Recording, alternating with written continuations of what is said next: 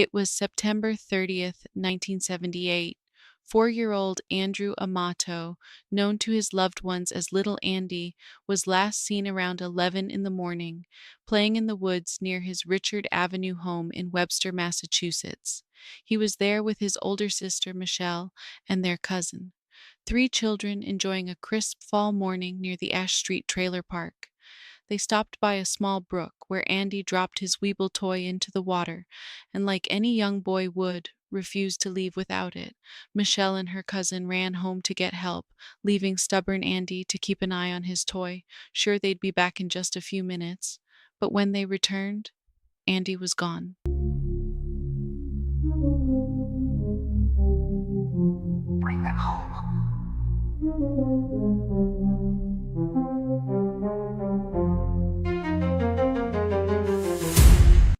After learning Andy was missing, the Webster Police Department immediately launched a search, soon joined by the FBI's Boston field office. A young boy was missing, and they did not take this news lightly. They classified Andy's disappearance as suspicious, and it quickly became one of the largest investigations Massachusetts had ever seen. K-9 teams, divers, helicopters, and even military troops scoured through Massachusetts, Connecticut, and Rhode Island. For 2 long weeks, the entire town of Webster came to a halt. There was a missing little boy, someone's baby. Was he lost in the woods, or was he taken? No possibility favored the other. But no matter how deep they searched, there was no trace of Andy Amato.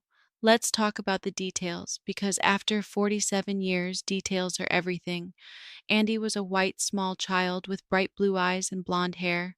He had a 1-inch scar near his hairline and a small mole behind his right ear.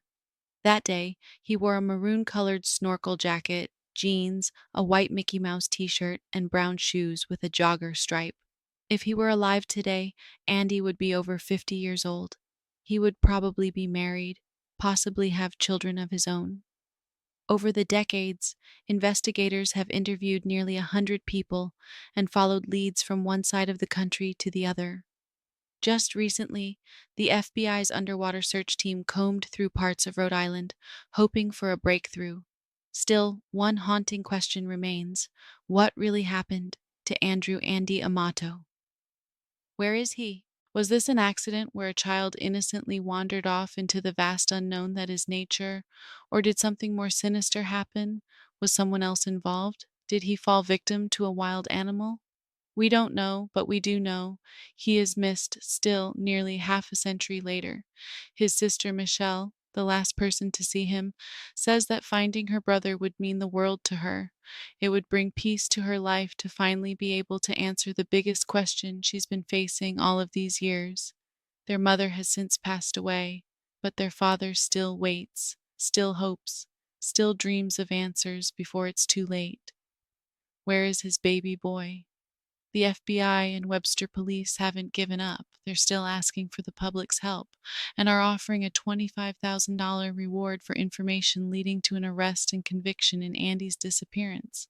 Special Agent Ted Dock says no tip is too small. Maybe you remember something. Maybe you heard a story whispered decades ago. It's time to speak up. Do not let this family pass without peace. Even the tiniest detail, something that once seemed meaningless, could finally solve this mystery. If you know anything, no matter how small it seems, call the FBI or contact the Webster Police Department at 508-943-1212, extension 1250.